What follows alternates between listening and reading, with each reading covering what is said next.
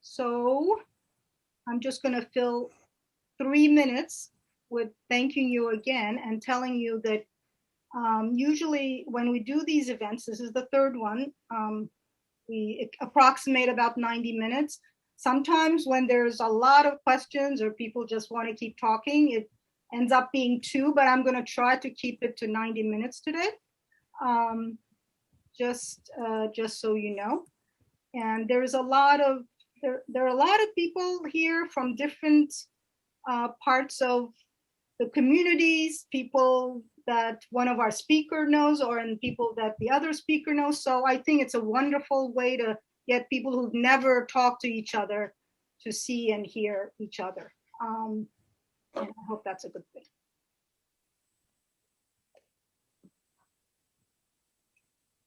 There's about 30 of you, and so I'm going to start. If there are other people, Gina will keep track. She has the list, and we'll see where we are. First of all, thank you so much for deciding to be here with us. I know it's been a long year for many reasons for almost all of you. I know there's something called Zoom fatigue, so the fact that you are here, you deserve double thanks. And I have to give a special thank you to my friend, Laura Bilazarian-Purutyan, who actually has been instrumental in making this event happen. So thank you, Laura, and I hope to work with you in the near and far future. Thank you. So if anybody has not known me or seen me in the other events, my name is Gonca Sönmez-Poole. And just a quick thing about Neighbors in Memory. We have gone through a little bit of a restructuring. It is now a platform that is dedicated to expanding the reach of justice and human rights by calling attention to the legacy of past historical wrongs that persist in today's world.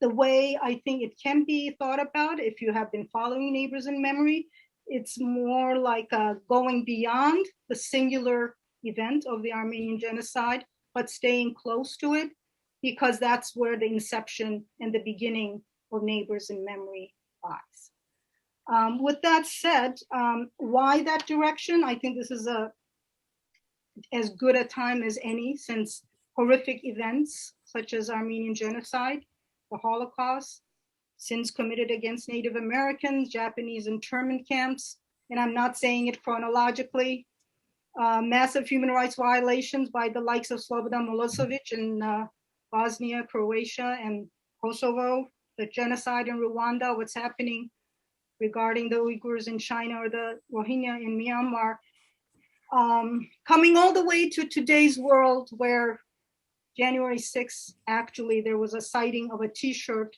that said Camp Auschwitz on it at the US Capitol.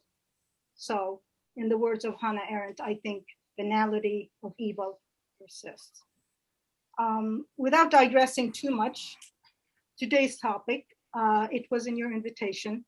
We'd like to talk a little bit about racism, the legacy of slavery. And I know that today is February 28th, and it's the last day of Black History Month. Now, some may think that's a little late, but I think it's kind of apt and appropriate, because one question may be, is Black History Month or what it means something that ends at the end of February and then we're done with it? Probably not. From what I know, it was 45 years ago under President Ford that actually officially Black History Month started to be recognized in February officially by the US government.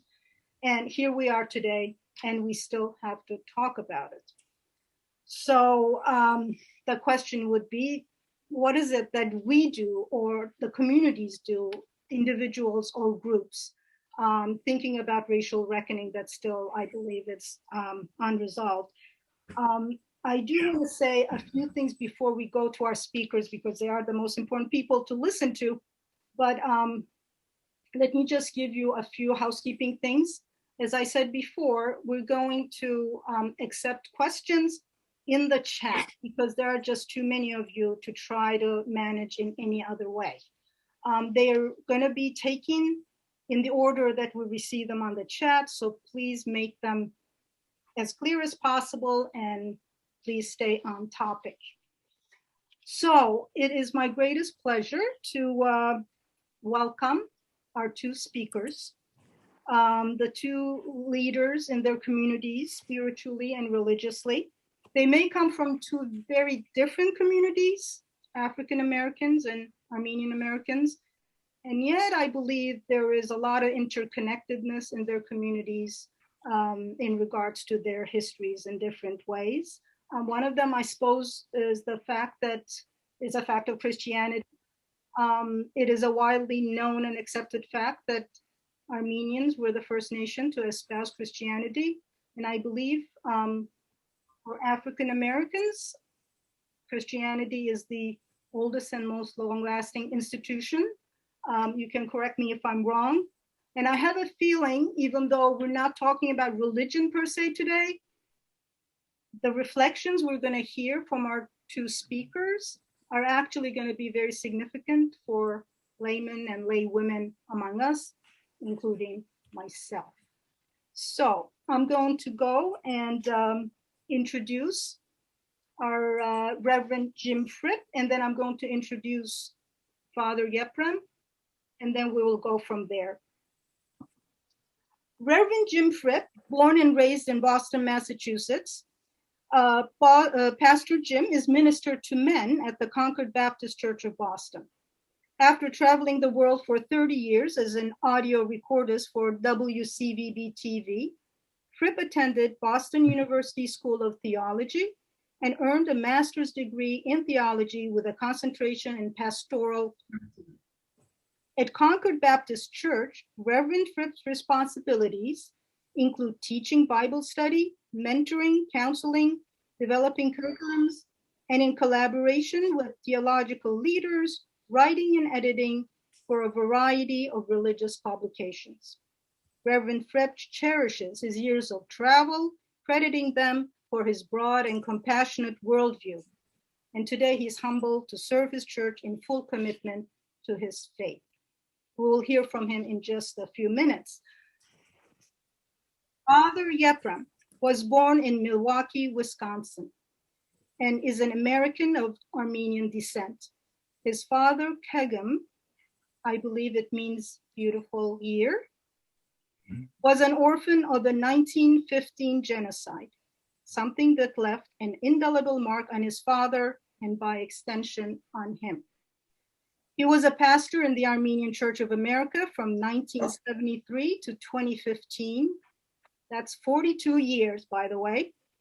Served in Belleville, Illinois, Hartford, Connecticut, Racine, Wisconsin, and he was an associate to the late Father Dajat Davidian in Watertown, who's remembered dearly by some of us in the Being a pastor, he says, Father Yeprem, had always been a joy and privilege, serving Jesus Christ with the faithful in the Armenian Church. He has been active in social justice issues now and for most of his ministry. And by the way, you can check him out on YouTube. He has a YouTube channel, and I suggest you check that out. The floor, the podium, the mic is yours, Father Yeprem. Oh, okay. Thank you very much. And we'll end with thanks also to you, Gonca. Thank you. So I'm going to try to keep brief because it's all in the questions and not what is presented. The questions are important. Let's start with knowledge, a priori knowledge.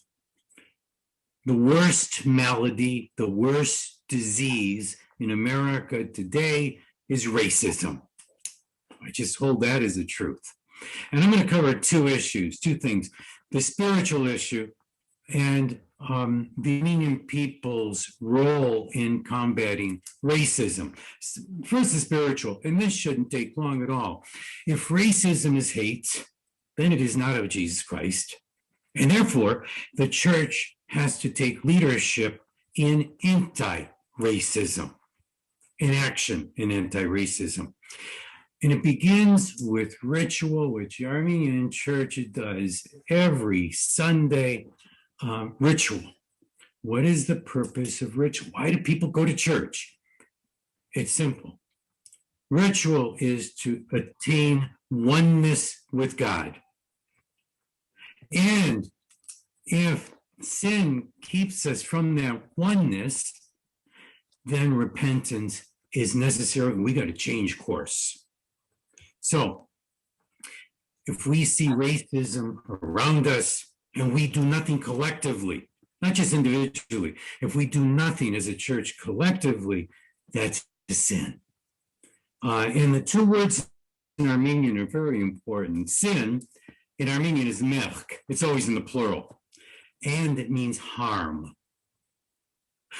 Repentance isn't what you think it means. In Armenian, it means to turn away from grief, to turn away from sorrow.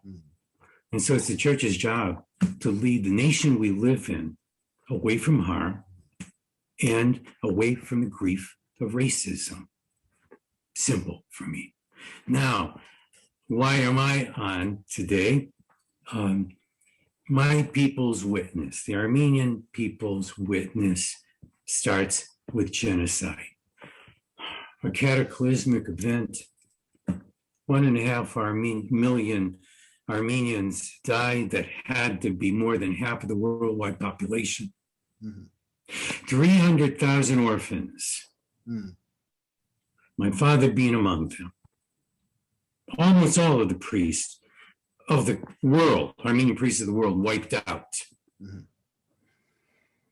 It was terrible. Therefore, I don't believe we can perseverate just on our genocide. It is within the Rasandeter of the Armenian people to stand up against racism, stand with people being oppressed and persecuted. That's our job. A micro example. My dad on racism. Like I said, being an orphan, nobody wanting him, had left a terrible mark on him from the genocide. And whenever we would sit down at the dinner table, we would talk as a family. And if we made any racist comment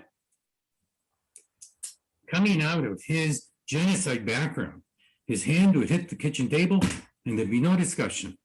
He would say, no, we don't talk like that in this house because everybody is a person. He would say it in Armenian, of course. Memory. My father's memory in the memory of every Armenian died in it. Memory. And let me turn to the Jewish theologian Elie Wiesel for a moment. Memory can be a blessing. We can either take our memory and be drawn into wallowing, depression, despair, or hating Turks. We can do that with our memory as Armenians, if we were to want to, and some people do. Or Levi Wiesel would say, memory, the memory of Holocaust, the memory of genocide, makes us immediately respond to other people's suffering. That's the key thing. And Elie Wiesel said, memory can save humanity if used in the right way. And so, racism, folks, people of color are cut and they bleed every day. And that's been for the last 400 years. Do the math. And so here we are today in this discussion. I hope that started some discussion. And just one more Armenian word, if I could. The word for God in Armenian is Astvads, but it doesn't mean God. The etymology of the word means the one who brought us here. Of course, that has to do with creation, right? The one who brought us here. But you know what? Whenever I say the word Astvads, I think, oh, he has brought me here to this point. Now, what can I do together with him? So, hey, thanks for listening. Hope that wasn't too long. And I'm looking forward to Reverend Jim speaking. taking notes. Thank you. Go ahead, Reverend Jim. Thank you, Father Yeprem. That was powerful. It was very powerful and meaningful. Being that it's, first, I want to thank everyone who is here, particularly my dear friend Gonca, my nephew Barish, and my running partner, Skillicorn. It's a blessing to know that you're still here and still present in my life. And so I thank God for that. And my wife is in the middle of the screen, Miss May. Being that it's Black History Month, the last day, I'd like to share a Black history poem. It's called I've Known Rivers.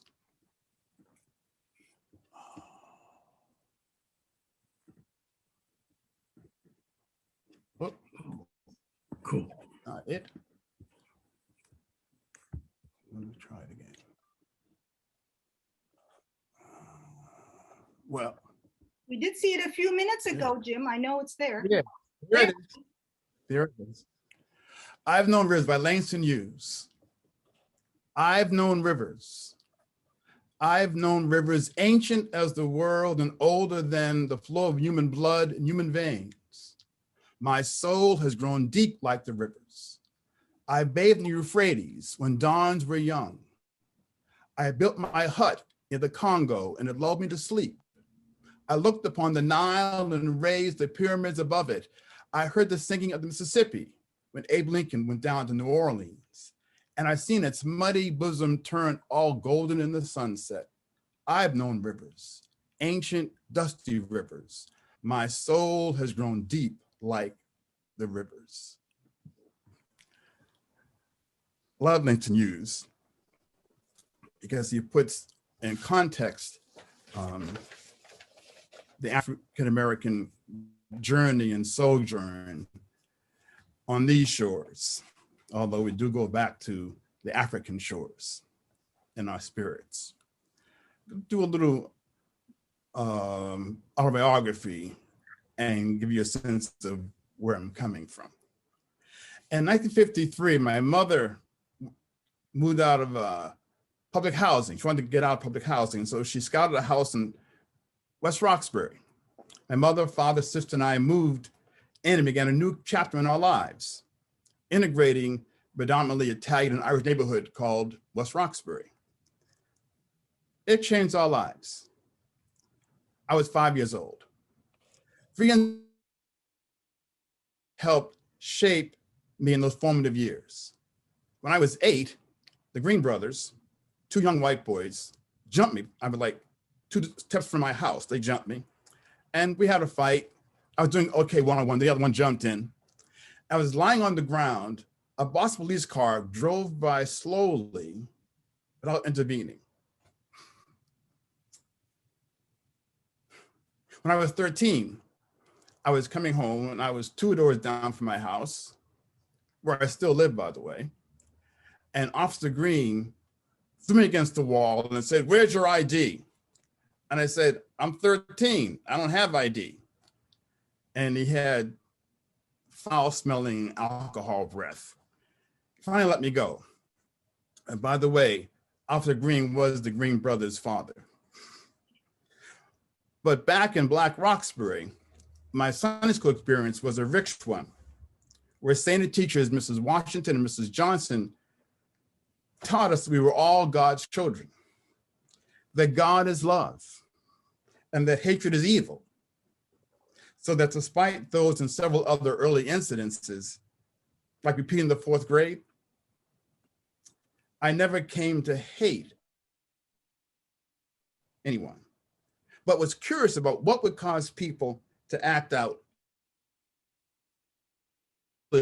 believed in what I call the white construct. Oh, I am no saint by any means.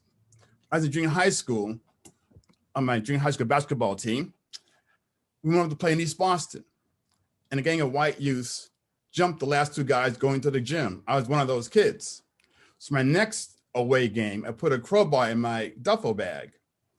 And I was walking out, my father looked at the bag and grabbed it off my shoulders and says, "What's this crowbar for?" And I told him my story. And he said, You're not going to play ball if you got to take a crowbar to go play ball. So my father saved me from seeing violence as a primary problem-solving tool. My father passed 2 years ago. He was a great man. From then until now, I have wrestled with the question of redemptive versus punitive means of countering racism and white supremacy. Those stories are all too frequent in my life and my family and my friends. My father, mother, sister, and brother have all been audited by the IRS. While we know large companies and the wealthy pay no taxes at all. So racism is simply structural. It's baked into the system. All knowledge is socially constructed, contingent upon context and distribution of power, and white supremacy has power. As I watched the Trump-inspired mob attack the Capitol, I thought there was a crowd of men and women who are afraid, full of anxiety, and who reside in isolation emotionally and psychologically from the truth. Black and brown people did not steal the election. There was no electoral fraud. Trump's opposition was race-based bigotry, given that he and his allies were challenging and failing in those challenges to disenfranchise millions of Black and brown voters. Brian Stevenson makes an excellent point about the importance of the narrative of racial difference. Change the narrative and you can change the outcome. The problem in our society is that on too many levels, still reflects bluesman Bill Brucey, who in 1947 wrote a song that comes out of Negro folk wisdom. The lyrics are, if you was white, you was all right. If you was brown, you could stick around. But as you was Black, brother, get back, get back, get back. It's a very popular song in 1947. The question is, to believers in the construct of whiteness, do you want to be healed and make your full potential of life to live into all your identities? Because each of us are human beings, are complete and complex mix of identities. I always give thanks to my Sunday school teachers who, before Breonna Taylor, Ahmaud Arbery, George Floyd, Dr. King, Malcolm X, Medgar Evers, were all murdered. My teachers taught me that each of us are human beings worthy of respect and dignity. Each of us. Those who deny that truth need to turn around from the lie of the whiteness construct. They need to turn away from the three hounds of hell, which are fear, hypocrisy, and hatred. This turning around is not a 360-degree turn, as the father pointed out. Instead, in Hebrew, the term is shub, which means to turn 180 degrees away from the old mindset and a changed mind and move towards a new mind and walking away from self-destruction. And there are other terms in Hebrew that also reflect this, and this term called shet biat, which means that you're walking away from a burning house and you don't go back because the house is burning. And some would say that America today is a burning house in many ways. 500,000 people are dead from COVID. Didn't have to be. That's a burning house. James Baldwin realized after they killed Dr. King, you assassinated the apostle of love. You're so committed to being in a white world, so I'm going to not spend my time trying to convince you to change your mind. I want a kind of world where whiteness has no quarter. I want a world where we're not trading love for hate. I want a world where whiteness has no advantage. It's about how do we live in a world and love in a world that's fundamentally broken? What does it mean to cherish the values of love, What Paul was lifting up was also what Jesus lifts up, is that out of the heart come the issues of life, and that no external force, no matter how powerful, no matter how pervasive, can destroy people unless those people come to despise themselves. And when they do, that fosters bitterness and that causes hatred. Dr. King once said, "Power without love is reckless and abusive, and love without power is sentimental and anemic. Power at its best is love implementing the demands of justice, and justice at its best is power correcting everything that stands against love." So, question for reflections are, in what ways might you be complacent about injustice? How might you be stuck in comfort zones that allow you to see or not see or to respond?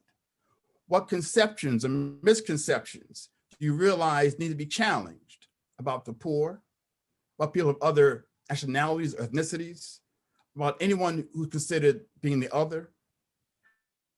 How can you join or help to mobilize an effort to seek justice in your community, in this country, or in the world? Just some starting points for discussion. Thank you. Thank you. Thank you for both of you. That was extremely enlightening, inspiring, and educational at the same time, which I just love that combination. I have a couple of questions I don't see in here. Oh, okay, I see a message to me. I'm going to start the Q&A with a few questions. I'm going to use the prerogative of being the moderator because I want to ask you a few questions. Going back to Father Yeprem, you mentioned that your father, if he ever heard anything coming out of your mouths, the children and the family, that would be considered racist, that he would just stop it right then and there. What kinds of things would you be talking about? Oh, well, first of all, our discussions were always open-ended. Everybody could talk and say whatever they wanted, except when it came to something like racism or gossip. But we're talking about race. Lived, and no fault of his, we lived in a red-lined city. City of West Ellis, outside of Milwaukee. Population 80,000, 90,000. Not one black was allowed to live in West Ellis. And that was a middle-class, lower middle-class suburb. It wasn't anything fancy. And so I think I was the only person of color in any of the schools I ever went to. And so that was kind of a normal thing. You talk, we didn't mean to be racist. It's kind of the world we lived in. So we'd say stupid things sometimes about black people. And it always, my father had always just correct us every time, my sister and me. That's where that came from. Yeah. Another thing I want to ask you, Father Yeprem, is that you talked about the aspect of the church and what the message would be coming from your church or from your faith. And I remember listening to some other Armenian priests, and they were talking about how when it comes to a subject like racism, what we need to do is not try to find secular methods to deal with something that is a moral question. Can you talk about that a little? Yeah, and I think what he meant to say, you were listening to an Armenian clergy. In the Armenian theology, the Armenian worldview, there is no difference between secular and divine. Everything's secular. Everything is divine. Everything is of God. And so that's why I started out with spiritual. I should have explained myself that what other reaction can we have as Christians, people of faith? What other reaction can we have in this world other than the divine response? That's where that priest must have been coming from. Yeah. Yes, I understand. I'm going to ask a question that I'm probably going to ask both of you. So I'll start with you, Father Yeprem, and go to Jim with a couple of other questions. Jim mentioned one of my favorite authors and just activists, I suppose, Brian Stevenson. One of his favorite quotes to me, just because probably I've been dealing with the Armenian genocide question for so long, is that he actually talks about how when it comes to racial reckoning or acknowledgement or understanding and doing anything about racism, is that you can't quite skip the steps. And what he means, I believe, is that first has to come acknowledgement, and then comes actions of what you're going to be doing. So I would like to get your perspective on it. I may want to ask you point blank, as far as the Armenian genocide goes, for example, do you expect Turkish people, if they talk to you, to first recognize that there was an Armenian genocide before you start talking to them?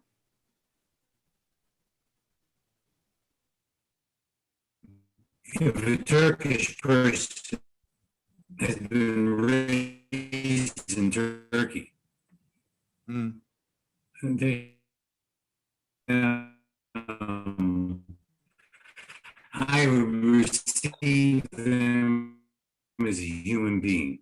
I had a cab driver in New York a couple decades ago, and I read his name, and I could just see it was a Turkish name, and he was going on, and I said, "What city are you from?" And he happened to be from Konya. Nobody's from Konya. And I said, "Oh, my grandmother was from Konya." And he looked in the mirror, and he said, "Oh, when?" And I said, 1915. And then he said, "Oh, my people did bad things to your people." So always just let the person in front of me be who he or she is, and then respond. We love people. We're anti-race. We're anti-racist. We're not against racist people. We're against racism. People can change. People are divine. I answered too long, sorry. No, you answered just fine, thank you. So in a different way, Jim, I'm going to ask you the question in a different way. Where we stand right now in the United States, do you think one of the problems we may have is that there are still people who may not acknowledge that there is racism, and there is a reason why there are movements such as Black Lives Matter? Do you think that we have an acknowledgement issue or not?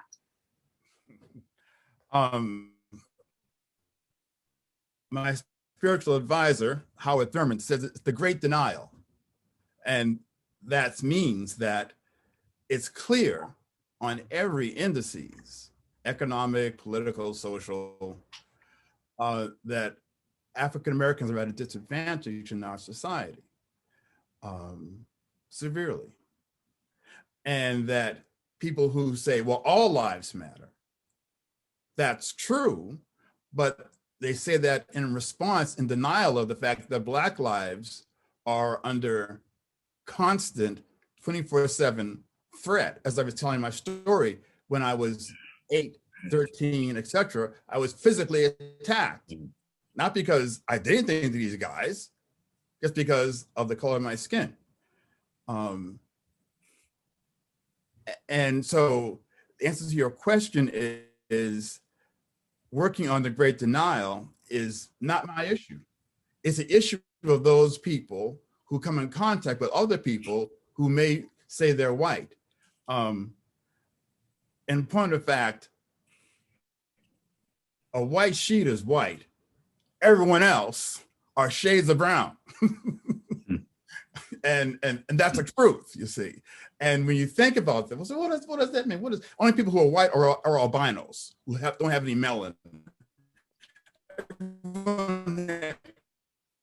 Construct is it's a disease that people lack empathy across racial lines. That's a disease, and that disease gets formulated very young. I think by the age of 3, children between white and black. How did that happen? Mhm. Because the images they see on TV, images they see when they walk outside, reinforce that they are in fact in charge, i.e. if you're white. But children can be turned another way, but it has to be intentional. It can't just be, because silence is consent to oppression. If people are silent, then things won't change. And we live in a society that's crying out for change. I hope that answers your question. Yes, it does. We're actually good with the time because half of the event will be for the audience to participate. But I'm going to ask you one last question, but Jim, try to make it not very long so people get to ask their questions. You mentioned redemptive ways of dealing with the issue rather than punishing. What does that, can you just expand on that? That's my question. It's interesting, please. Redemptive is, as the father pointed out, seeing everyone as human beings. And given that means we can talk to anyone in any kind of way. There was a movie out recently about Fred Hampton, a very wonderful brother who was assassinated in Chicago. He was bringing together white gangs and black gangs, Latin gangs to work together against the city of Chicago. And so it's possible to cross racial lines to work for a better world. It's not impossible. In fact, it's been done. Very briefly, post-Reconstruction, and after the Civil War, white and black legislators in North Carolina and Georgia, South Carolina, created public schools, public hospitals, welfare systems, ways of taking care of people. Those were white and black men who came together. Then there was the white backlash with the Klan. So it's certainly possible to do. Thank you. I do not see, I doubt that people don't have questions. I don't see anything written in the chat. Am I right, Gina? Do you see anything on there? No, we don't have any questions yet. So everyone, please feel free to utilize the chat feature if you're able to type in your question. I can make a quick comment. You mentioned about Black history this last day. Point of fact, Black history is American history. So every day is Black history. I just thought I'd point that out. Thank you. Okay. Welcome. If you haven't like written or you want to make a comment, you can also, I guess, raise your voice right now, but it would be better if people actually wrote their questions. Anybody? I actually cannot believe that there are no questions because the last event we could hardly keep people in their seats. There were so many questions. I have a short story, Gonca. Can I contribute that? Please do. Apotoroskan, everybody. I was born in 1942 in the city of Istanbul, the old Constantinople. I went to college in that city, then graduated from fine arts, got my master's degree, then immigrated to the United States with my family. One of the things I remember of how I was Black, how I was different. All I had to do in any circumstance, just tell my name. My name is legally Yeprem Kelegian. In Armenian, it's Abraham Torosyan. Suddenly, once they saw that name, everything would change. I had no rights in any place, in a police station, in the court, or any other place. So I understand the discrimination of what is happening today, not only in this country, all around the world. Of course. We all are in the same story. Here's my personal story. My uncle Sarkis was 19 years old when the Armenian genocide started. They picked them up from the village with the rest of the men, young men, old men, and brought them out of the city into a secluded place where no one could hear gunfires. So they made them dig a ditch. Then they start shooting them one by one. I am learning all this from my uncle by corresponding with him. When his turn came, the rifle misfired. He turned around to see what was going on, and the rifle fired. The bullet went through his ear. He threw himself into the ditch, acting dead for 3 days and 3 nights. That's how he saved his life. Now, the second part of the story includes me, beside me correspondence with him. The year is 1964.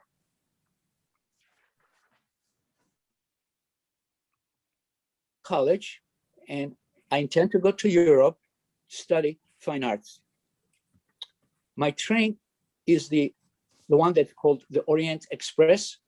From Istanbul, goes all the way to London.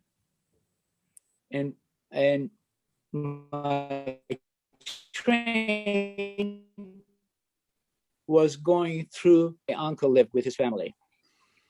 With my correspondence, I told him that my train was going to stop at Sofia in so and so time during the day. And I was lucky enough to see him at the train station. I could recognize him right away because I had his photographs, and he looked still the same. He looked so old. He looked so aged. He looked like a skeleton. He had a drabby outfit, very poor life they had. He had a burlap bag in his hand. I knew that was a gift. Hugged each other. He kept telling me, Apo, don't go back, they'll kill you. Apo, don't go back, they'll kill you. Don't go back, they'll kill you. I said, Uncle, don't worry, we're okay. Those days are not anymore. So, at the end of our communication, he gave me a burlap bag. That's the gift. My father, which was a survivor of the genocide, he had told me, don't ever look to do not open a gift in front of a giver, because your eyes might tell the truth and can hurt that person's feelings. So I thanked him. I took the bag, went to my compartment, and I opened the bag. Guess what was in it? A loaf of bread. He was giving me life. Mm-hmm. Armenians were killed because they couldn't get a loaf of bread or a glass of water. That's my personal story. Beside others, I just choose one. Yes, sir. And may I say a word? We all have the story, and one more horrific than the other. My plea to the Armenian people is, does the memory of genocide prompt us to jump up immediately and be anti-racist? I think we're called to that. It bothers me that we do. Like when I'm at when we do a lot of work here in Racine with illegal immigrants, you call them undocumented immigrants. And when I have to speak to a crowd of Hispanics, I don't mention the genocide. I just say, my people understand your people. And then I start to talk about the issue. So Armenians on the call, please. Does our collective memory of genocide, does that just make us jump up and be anti-racist, jump up and attack any type of oppression or persecution? Because that's got to be our spiritual response. Otherwise, indeed, as I used to say, they died in vain. Dear Yeprem, I can add one more story on this. We've got a million. I'm an artist, Ah. and one of my works, they're called the bread series. I did paintings with bread. And when I exhibit that at Sturbridge on the west part of Massachusetts, from the director, what I heard, there were a couple of people that they were crying at my exhibit. Mm-hmm. I asked the director why. He said they were Native Americans. That says it all. Apo has an amazing story, and obviously we can only do justice in a short video, but it is on the website, and I suggest everybody to watch it unless you haven't seen it. Thank you, Apo. I know those are very personal, emotional memories that you shared with us. I want to go to Laura because that's the first question, and she's asking, how do we break through the threat of violence to reach across racial redemption?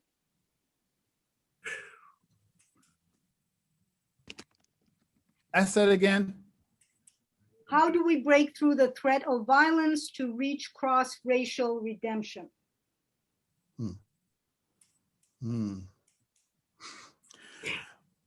Well, we can tag team. One way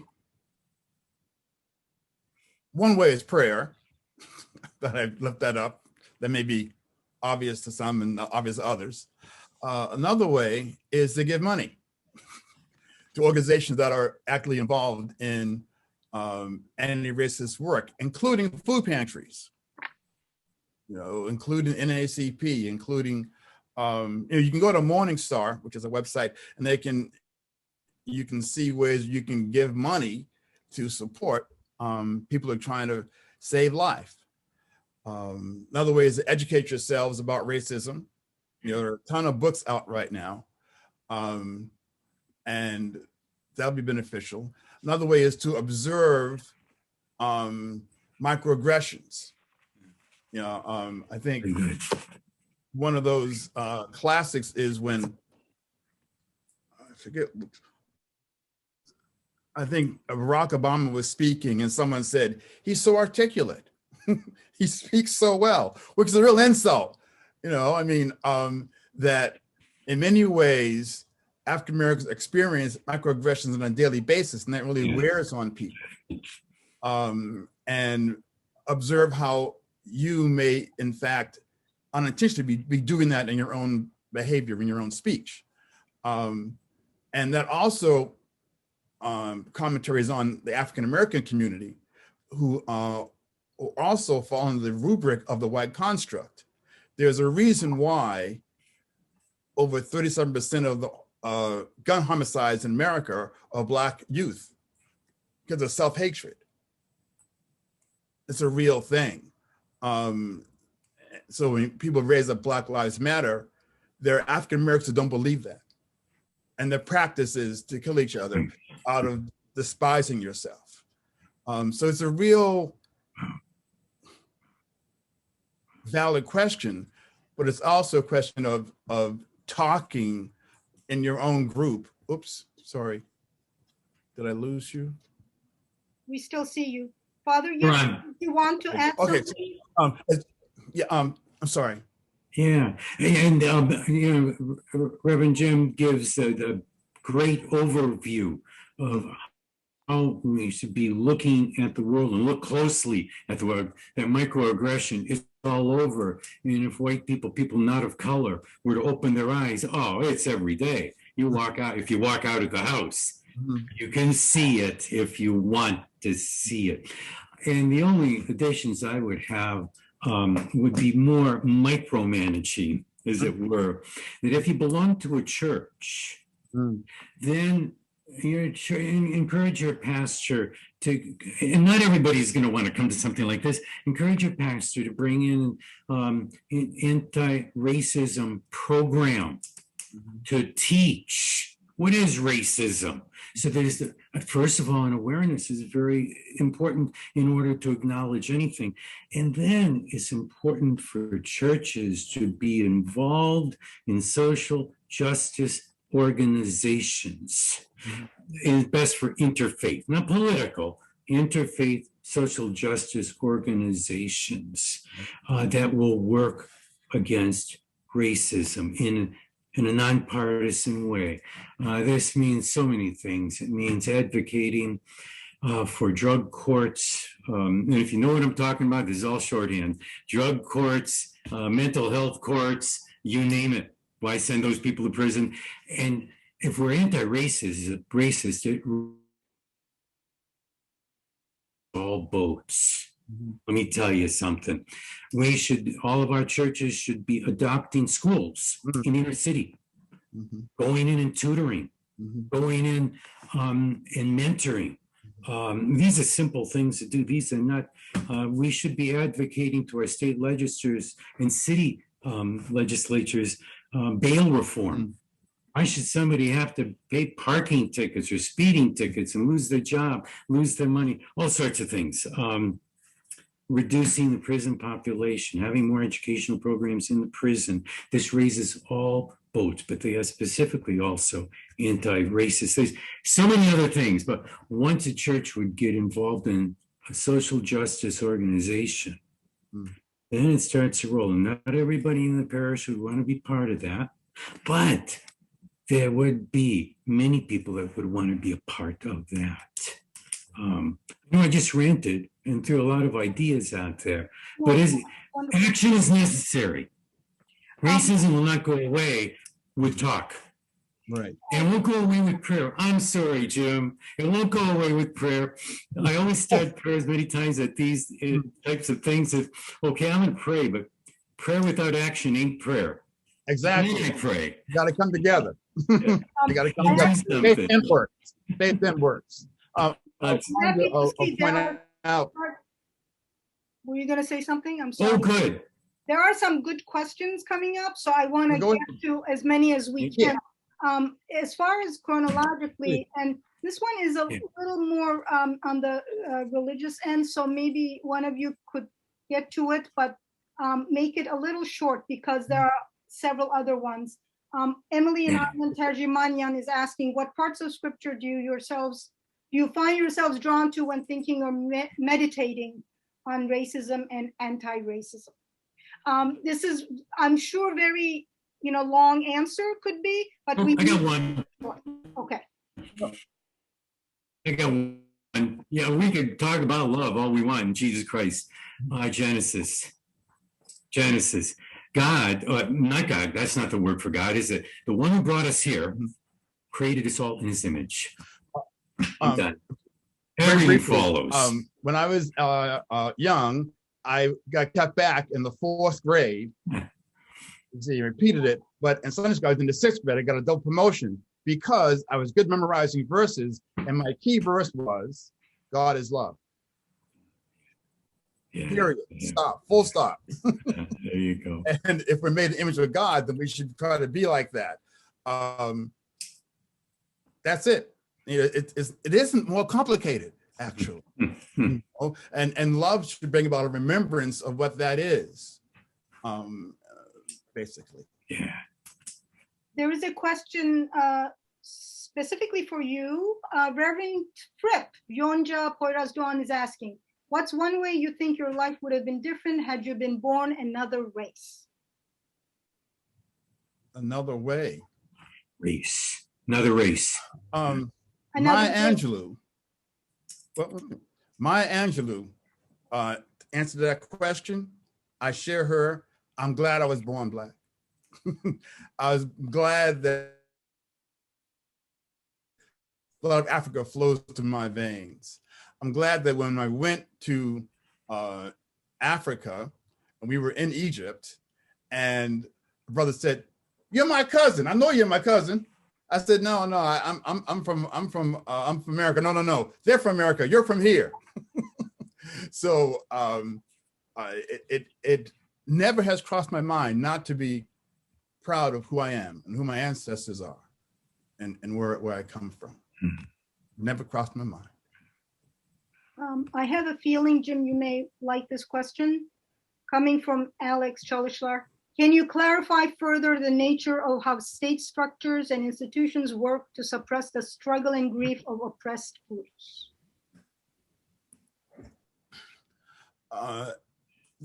There's so many statistics.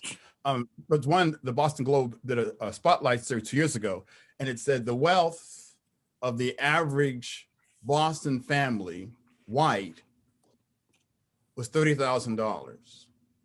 The average wealth of a Black family in Boston was $8. So we got $8, $30,000. That's average. We know that it's higher than that, although, but that's a big difference. So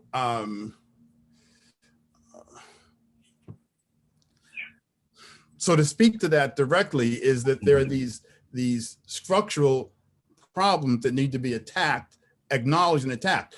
1% of the contracts the city of Boston puts out goes to African-American people. 1% out of 99%. There's a problem there.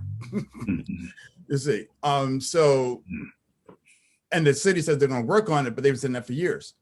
So it means to really focus, means to identify the problem, address the problem, and hold people accountable for problem solving. And another thing is, here's shorthand again, the school to prison pipeline, which starts in grade school. And many people already know what I'm talking about here. And then we did a study in Little Racine, 80,000 people, right? We did a little study of our schools, and we found that a vast majority, over 66% of the school suspensions were to children of color. Does that mean they're all worse? Right. And they only make up a third of the population. Right. There is something systemic going on here. You get 2 suspensions in high school, chances are you're going to end up in juvie at some point. Right. You got to put your finger on it. There are systemic problems. Some people say that for Black people to send their children to school would be like Jewish people sending their children to Nazis. Because so many teachers who are white live in a white construct and thus deny the worth of the children they're supposed to be teaching. So there is a growing movement to return to what we call freedom schools, to return where children are validated and prized. And what we know again, statistically, from the age of 0 to 6, Black children, white children are very much the same in terms of their cognitive ability. But when they hit school, they start declining. Where's that decline? How can they decline and not grow? Third grade. They're not being affirmed. We know also in terms of speaking to that question about maternity.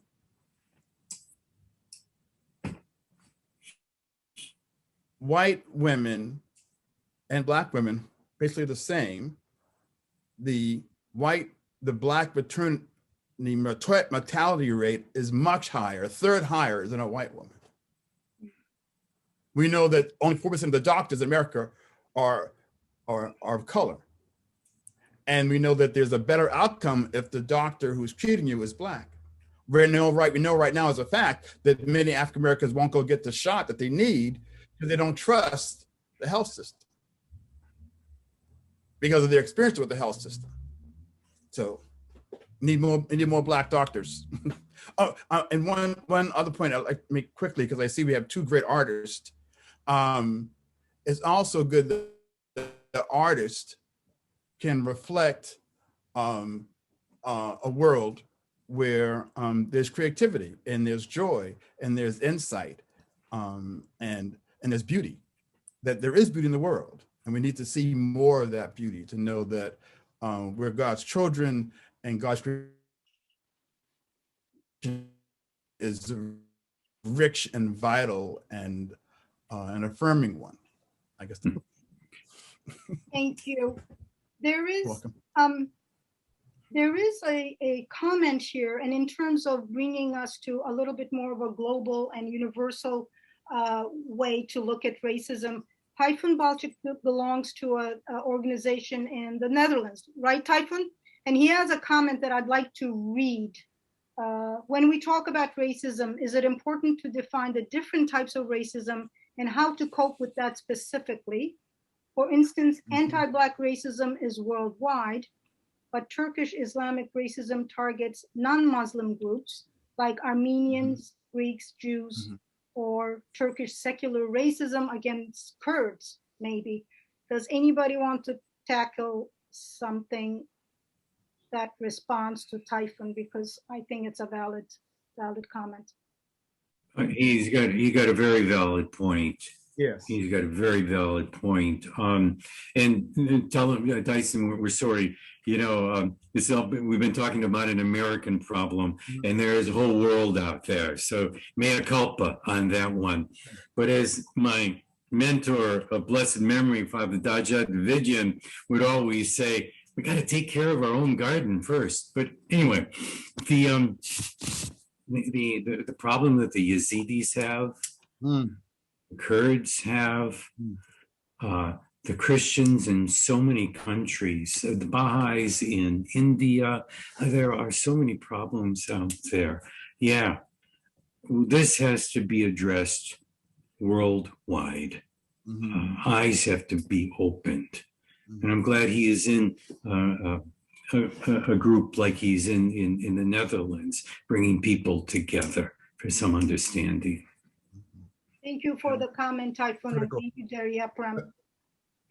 There is one other, it's kind of related, so I want to go to this comment and question from Luke Solomon.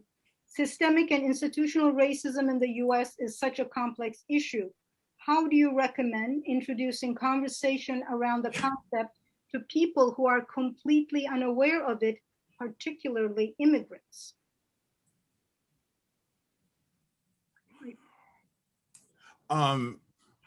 One, people who aren't aware choose to not be aware. One, immigrants, depending upon where they're from, if they're immigrants of color, they will soon experience and are experiencing discrimination and the horror of racism. If they're not of color, then they have to make a conscious choice to remain being French, remain being German, or remain being X, as opposed to going to the white construct. Because the white construct says that I don't have to care about you. I don't know you, I don't want to know you. That's the white construct. And so it's easy to get sucked into that because it's easier to go along as opposed to standing up for God to confront evil when we see it. And it's evil to disregard someone just because of who they are. It's evil to regard a transgender because they're transgender. That's evil. You know, and it's not of God. Gonca, I can answer that, address that question also if you like. Please do. Please go ahead. Please. Artin, please. Yes, with regard to how you can educate immigrants about racism, I will give some examples about that and also make a few general statements. In general, in the world of education, if you would like to teach young children something, it is almost always most effective to talk about individual cases and experiences that relate to students' lives rather than giving abstract lectures. For example, as we are talking now about racism and race in a community of adults here who have some degree of sensitivity to it, we can engage in this kind of conversation with the assumption that we all know what we are talking about. Even there, I think there are differences, but This is one way of initiating the discussion and talking about it, especially when it comes to young children, however. Young children in this context means not only preschool children, which is my area of specialization, by the way, but also young students, even in elementary and high school. Just like this character education, to walk into the classroom and tell people, children, about what kind of virtues are good and why we need to be honest, or what is a good character. These kinds of lectures that are decontextualized, that are detached from people's quotidian daily livings, do not really mean much. Children memorize those, students memorize those, and they don't know how to relate to them.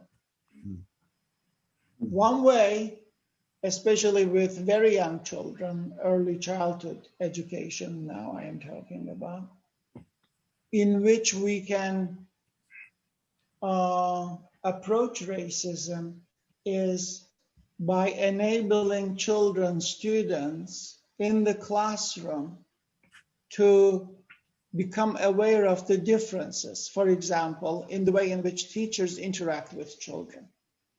Since this is my area of interest, I would like to give one example. When you look at teacher-child interaction in the Western world, it is almost always the case that the interaction is verbal. The teacher asks the question or makes the comment and expects the child to respond to it in words. Number two, the interaction is almost always face-to-face, and they have to be having eye contact. I have seen this in giving lectures in different parts of Europe and here also. The teacher expects the child to look at him or her like that. Well, when you look at some of the immigrants, you will see a lot of differences. One example from research, when they admitted that in fact, immigrants from Central America, Spanish-speaking world, come here, the children are having difficulty in the classroom. They're having adjustment problems. And this part of this had to do with their how they relate to their teachers and in the way in which they establish relationships with their teachers.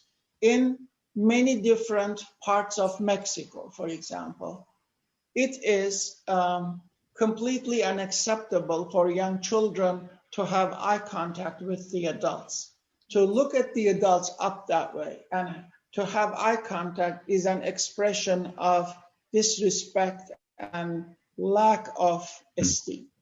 So children look down on the floor or at the table, at their desks, when they are listening to their teachers.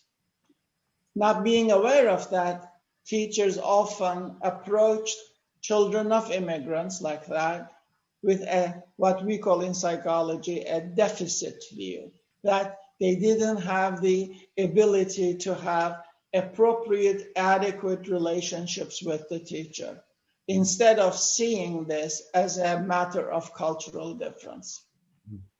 Another example, I am an Armenian from Turkey, for those of you who don't know me, and I speak Turkish fluently. Actually, it is my native tongue. And one Turkish family had a difficulty here. And the school administration called me to help. Basically, the young girl loved her teacher. This was, I think, a first grader. And she wanted to hug and kiss the teacher on her cheeks. That is a very traditional way of greeting someone in Armenian and Turkish cultures. And the teacher is an African-American lady. She was just so delightful. She said, I love this child, and I understand that she wants to hug me and kiss me. But you also know the laws in the States. If anybody saw me kissing a child, I can very easily lose my job. for engaging in inappropriate behaviors. And the teacher was troubled in communicating this to the child's family because, and the principal too, they felt that the family was going to get hurt. In order not to hurt their feelings, they needed someone from the child's community, hence they invited me. So it was a very interesting thing. It took some time for me to explain to the child's family how inappropriate this would be. So we had to come up with ways of telling the child that, in fact, there are so many different ways of expressing her love. And just like how I was astonished when I first came to the States, I wanted to do the same thing. I wanted to kiss the chair of the Department of Psychology, and the man pushed me away in a completely social gathering. So he thought that I was making advances at him. Well, I really wouldn't make advances at that one. But later they explained it to me that, in fact, this is not how you greet people. My point is that to talk about racism and racial difference, I think it is very important to talk about difference. Yes. Without talking about and acknowledging the difference, and without learning to accept difference, I don't think we can get anywhere. At least in the world of education, this is very important. Yeah. Systemic and legal racism are those that we live with on a daily basis. Therefore, we have to address them, like I said, in a more abstract manner. But in the world of education, and if we want to actually make growth in our own personal lives, somehow learn to look at the life from our neighbor's point of view and see what it is, and then try to accept that without making judgments or prejudgments about that. Thank you. Thank you. Can I say a word in Of course, go. answer to Luke's question? Okay. Oh, well, first an anecdote about what was just said about differences. Our older daughter one day came home from grade school, and she always reported on her day. And she reported one day that there in her class there were 2 white girls, 10 black children, and something like that. And my wife and I, we just jumped up at her, right? And we just jumped at her. And he said, who taught you that? And she said, I have eyes to see. She was just reporting what was going on in school.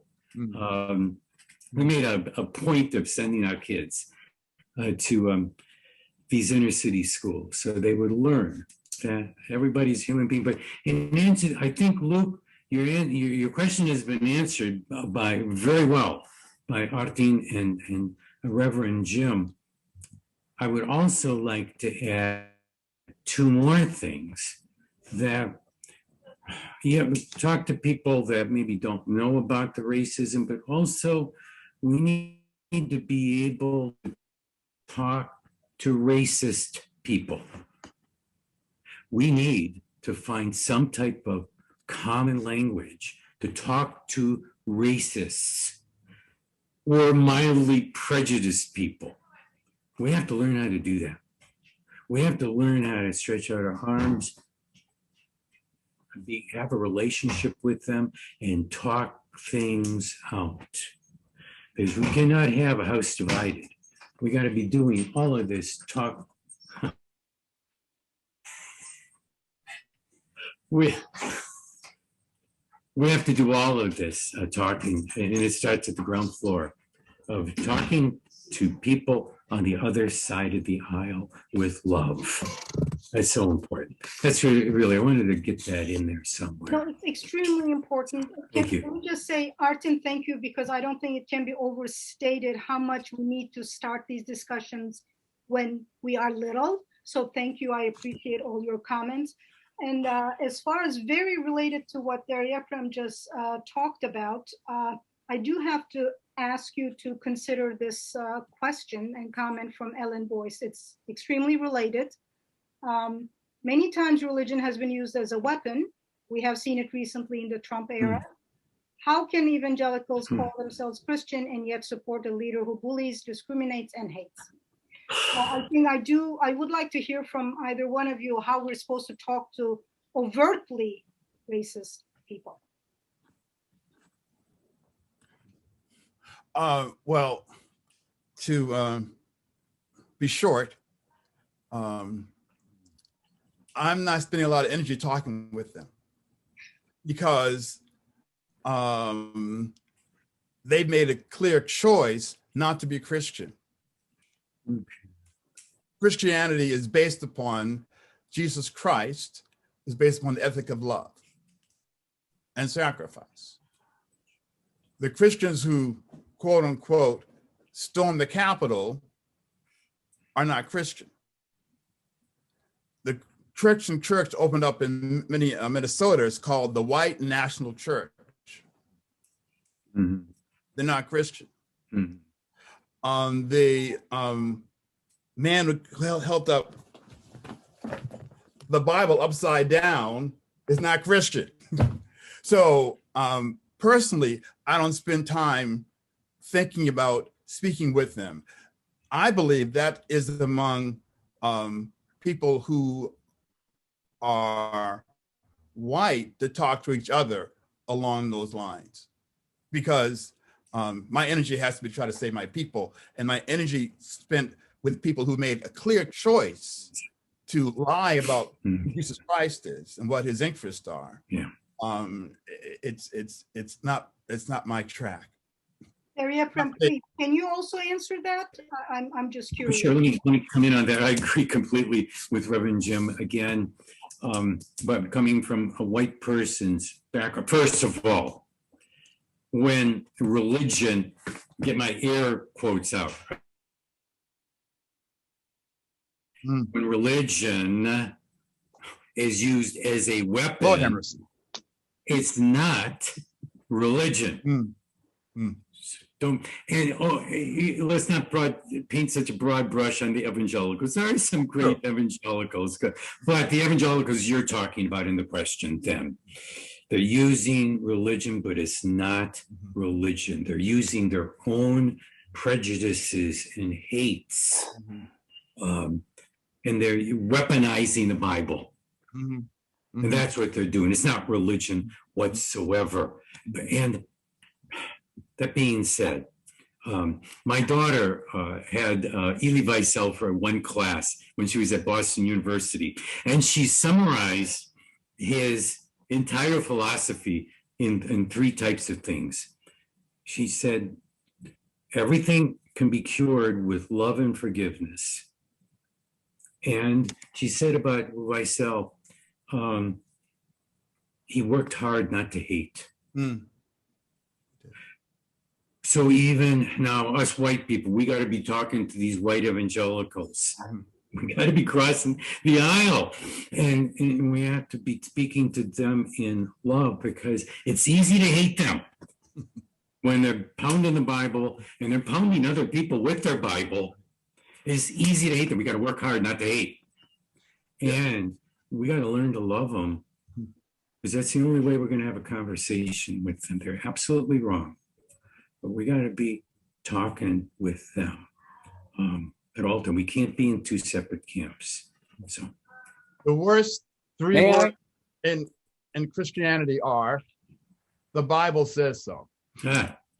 It says a lot of things. Well, the worst three words, because if the Bible is held in someone's heart who is evil, if the Bible is held in someone's heart who wants to cause harm, the Bible is used as a weapon, as a cudgel, as opposed to an open door, then it's not, as the Father said, religion, it's a weapon. And that is not what it's intended to do.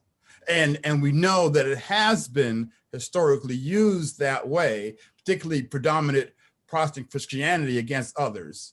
And we know that our Jewish brothers and sisters have suffered under Christianity and its distortions concerning the Jewish people. We know it as a fact. So it's those are the worst three words. And it's something that Christians, evangelicals and all the above have to atone for how we treated our Jewish brothers and sisters over time, even until today. Witness the attack on the Capitol and what people were wearing. Thank you. I have a feeling we're getting to the end of this, but I think it's going to be an appropriate way to have the last question and maybe comment, because it has to do with fathers. I mean, fathers, not religiously, dads. Judy Norsegian would like to share something about her own father. So I'm going to give her this chance to talk about the experience of her dad. Thank you, Gonca. And I think that for many of us, our upbringings are so important to shaping what we think about issues. And I totally agree that those of us who are white have to address the white privilege. In large part, we can do that by speaking up and speaking out when we see incidents, particularly in front of our children and grandchildren, that could be deconstructed with our input and with a conversation that shines the light on the way that we want to be in this world. And my father, of course, was born in Armenia, grew up here, and had some very bad experiences as a teenager and as a young man in the Boston area. But I found him to be one of the most interesting and enlightened men in the Armenian community. And he was very close to Daja Davidian. And I have to say, you know, they both were probably socialists, but didn't use that language. They both had interesting ideas about women. My father said, you must have a career and be able to support yourself, be independent. That's something very few fathers said to their daughters. But more importantly, when I was in 8th grade and I lived in Watertown, very few Black families at that moment, the few Black families that did move in included a young girl named Thelma, who came into our 8th grade, and we said, oh, you should join Rainbow Girls with us. That's the division of the Masonic Order for young girls. Well, we had no idea that Blacks weren't allowed in the Masonic Order, and they weren't allowed in Rainbow Girls. And so there was this letter she got, or I don't know who got it, but I went back to my father and I started saying something about it. And he said, well, that's a pretty bad thing, isn't it? What do you think you should do about it? I said, well, we should write to the people who are in charge. Of course, the excuse the local adults gave us was the rules were made in the South, which we thought was a lame excuse. And about 6 of us, we were white girls, and we were very friendly with them. We said, well, we're going to quit and write a letter and said who didn't quit ideas came from. Their parents were actually pretty racist, as was my own aunt, who objected when my sister started dating a young Black teenage boy. And I think he might have not been from Watertown, but he was from a nearby town. And my father was very supportive, but my aunt said some really racist things, and he just told her to shut up and mind her own business. So we got this kind of strength of sort of a moral view of the world from his beliefs, and he supported us totally in exiting from Rainbow Girls and protesting. When I was part of the strike year in 1970, he said to me, you know, you guys who are white, you can protest, but you just watch half your classmates. They're going to be in cushy jobs. They'll forget about this. They're not the true revolutionaries. The Black Panthers are. And he said, a true revolutionary is willing to die for your cause. And I was kind of thinking about all these things. And of course, I'm not always willing to die for my cause. I know I'm not that brave. But there are many, many instances where we can see racism rearing its head, particularly in institutions where we could play a role. I mean, just in the Globe the other day, the response to that terrorizing of the Black female students at Boston College by the white students produced quotes that were so embarrassing by the vice president at BC that some of us are writing letters. I don't know if any of you read the Globe reporting, but it, for me, was an example of where we could, as white members of the community, write strong letters to BC about how they have to exhibit better leadership.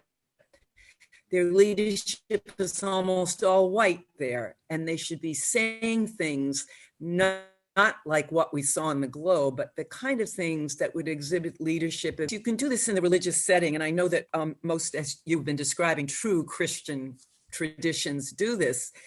Most of the young people I work with, and in fact, many community members are not even going to church. They're not involved with religion, but they are caring deeply about racism, and there have to be ways that they can be involved. And I learned from my father that this is one of the most important things we can do, which is to speak out when we see racism, find a way to do it one-on-one with individuals. Don't embarrass them in front of a whole group, but approach them one-on-one later. Try to do it in a way where somebody can listen to what you're saying, because you want to come from a place of love, not a place of hate. This is not easy work, but I think, given what he said, given what Daja Davidian said over the years, mostly he was a close ally in working on gender-based violence as I started getting involved with Armenian groups. But I saw in him a very wise member of the church.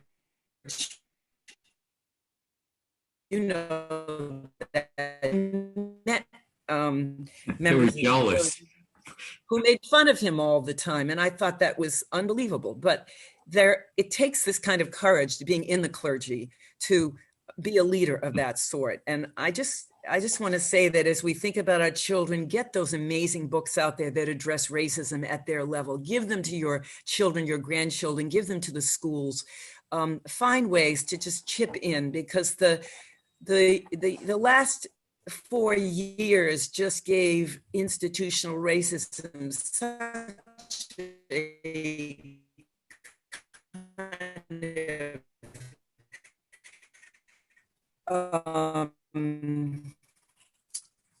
huge bolus of energy that we're going to have to do so much more work now to fight it, slavery is. Well said. Thank you. Very briefly. I'm going to give you just because I know that some people are kind of leaving.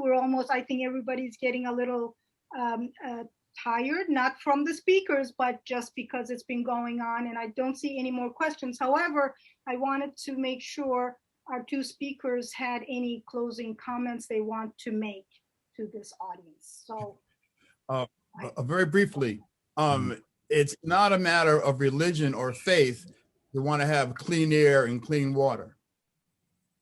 It's not a matter of religion or faith to want to have good health care. It's not a matter of religion or faith to have good housing. It's not a matter of religion or faith to have food to eat. So those are fundamental issues where in America, some places don't have clean water, don't have clean air, have garbage dumps right beside them. And so I would say God is not pleased, but people who live in those experiences, they're not pleased either. And that's where we have to, whether you're of faith or not, there are issues in America that we can, as individuals coming together, make a difference. If you care about making a difference. Make a difference. Make a difference. Father Yeprem. And absolutely, people coming together can make a difference. And Reverend Fripp, thank you. The clean air, clean water, Flint, Michigan, it was only the tip of the iceberg. We know that. And so, evil is out there. We can come together as a people. We can make a difference. We have to believe that. And we have to actively work for it, because we're all neighbors. Mm-hmm. We're all neighbors. Amen. Thank you, Gonca. Thank you so much. I'm glad that Laura invited you. We got to know each other. Thank you very much for this. Thank you. It's been just a pleasure getting to know you, and the fact that you also knew Father Bajad. Yeah, I had met him years ago. So is there anybody that has one question that they're dying to ask, but they didn't get to, because I think we're losing some of the participants, and I think I'm going to close our event right now. But unless there's somebody who wants to absolutely ask something pressing, I thank all of you. It's been very enriching to me. I don't know about the rest of you, but thank you for spending your hour and a half with us on this Sunday. I absolutely thank the two speakers from the bottom of my heart. I thank Laura Bilazarian-Purutyan for helping me organize. Thank you, Gina, for your help. Thank you for all of you who shared stories that are personal. And thank you for your insightful and very, very good questions. And I hope I see you again at another event. Very much. Thank you. Thank you, Gonca.